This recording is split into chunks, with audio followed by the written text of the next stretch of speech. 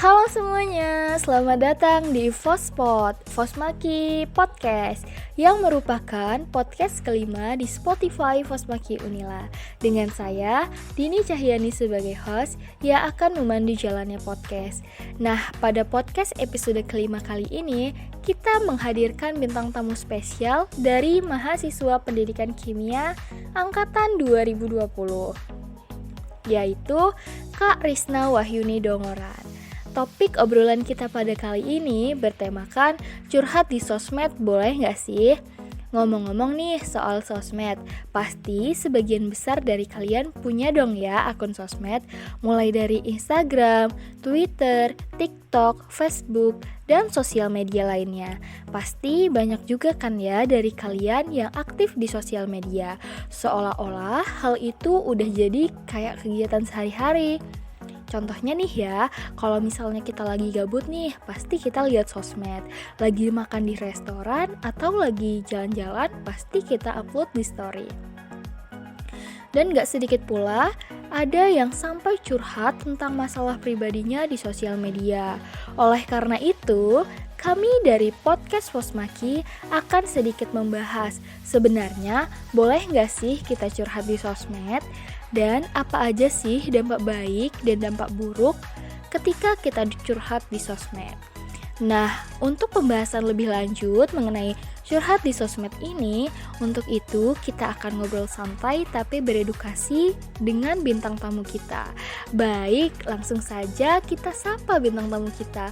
Halo Karisna, apa kabar? Seneng banget nih podcast Fosmaki kedatangan orang keren kayak Kak.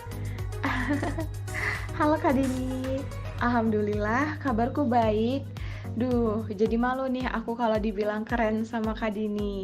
Tapi emang beneran keren kok Kak. Pokoknya kakak dan semua orang yang lagi dengerin podcast ini termasuk orang-orang yang keren banget. Ngomong-ngomong, gimana nih Kak kesibukannya selama liburan kuliah kali ini? Aku sibuk gitu-gitu aja sih Kak. Kayak nontonin film-film yang belum sempat aku tonton selama perkuliahan kemarin. Lalu bantu orang tua juga di rumah atau kadang sekedar ngelakuin hobi aku. Dan masih sibuk sih Kak ngurus kepanitiaan gitu. Wah, hebat banget nih Kak Risna, masih bisa produktif selama libur kuliah. Jadi liburannya nggak terbuang sia-sia gitu ya Kak. Sebelum masuk ke topik pembahasan kita kali ini, aku mau nanya nih Kak sama Kak Risna. Kak Risna pasti punya dong ya akun sosmed? Aku punya beberapa akun sosmed kayak Instagram, TikTok, Twitter juga. Kayak yang Kak Dini bilang tadi, di zaman yang serba canggih ini, siapa sih yang nggak main sosial media? Walaupun pastinya ada ya Kak, tapi kemungkinannya sedikit gitu. Bener banget sih Kak. Oke, masuk ke topik pembahasan kita nih ya Kak. Menurut Kak Risna, sebenarnya boleh nggak sih kita curhat di sosmed? Menurut aku nih ya, sah-sah aja kalau misalnya kita mau curhat di sosmed selagi itu tidak merugikan diri sendiri dan juga orang lain. Ingat juga, di sosial media loh, semua orang bebas untuk melakukan apapun, share tentang apapun. Salah satu contohnya ya curhat online ini.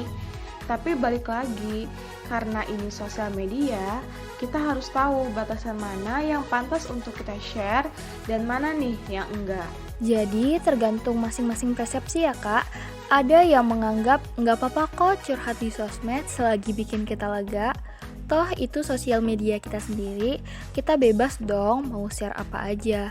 Tapi ada juga yang beranggapan kalau curhat di sosmed itu kayak too much information gitu. Orang-orang yang beranggapan seperti itu merasa nggak perlu aja gitu share tentang kehidupan yang sedang kita alamin, karena hal itu terlalu privasi untuk kita share ke sosial media. Iya, betul banget Kak Dini. Kita juga perlu ingat nih, bahwa memang ada hal yang seharusnya kita keep sendiri agar tidak terjadi yang namanya oversharing. Nah, oversharing sendiri yaitu situasi di mana kita sangat sering atau bahkan setiap ada masalah pribadi atau apapun yang sedang dialami dalam kehidupan, kita selalu update atau curhat gitu di sosial media. Itu jatuhnya jadi ke hal yang buruk ya kalau sampai oversharing seperti itu. Aku setuju banget nih sama apa yang dibilang sama Kak Risna. Oke, lanjut nih ya Kak. Menurut Kak Risna, apa sih yang menyebabkan seseorang menjadi oversharing seperti itu? Aku coba jawab ya. Menurut aku, ada beberapa hal yang bisa bikin seseorang jadi oversharing di sosial media. Yang pertama, dia merasa kesulitan nih to tell someone what's the problem of their life. Akhirnya dia lari nih ke sosmed dan menceritakan semua di sana. Yang kedua, di sosmed itu gampang banget ya Kak. Kita tinggal upload foto, misalnya sambil curhat.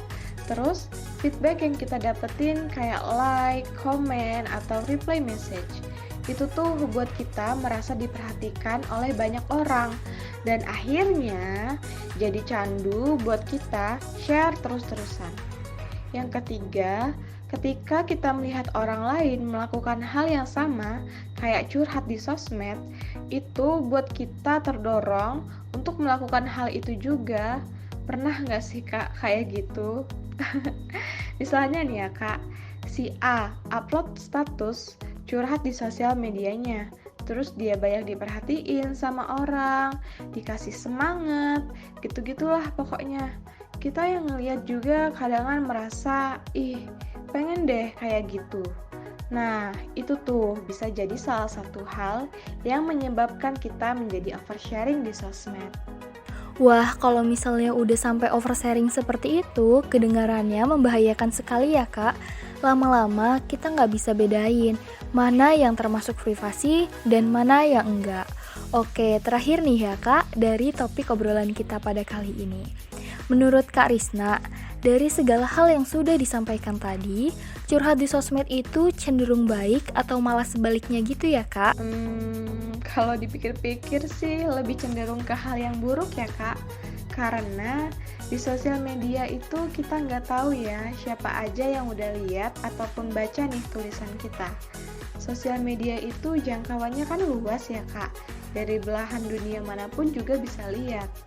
Jadi takutnya bukan mendapatkan solusi dari permasalahan kita, yang ada kita jadi bahan omongan orang, diketawain sama banyak orang, dijelek-jelekin juga. Istilahnya, zaman sekarang tuh jadi viral pokoknya. Tambah stres dong Kak kalau kayak gitu.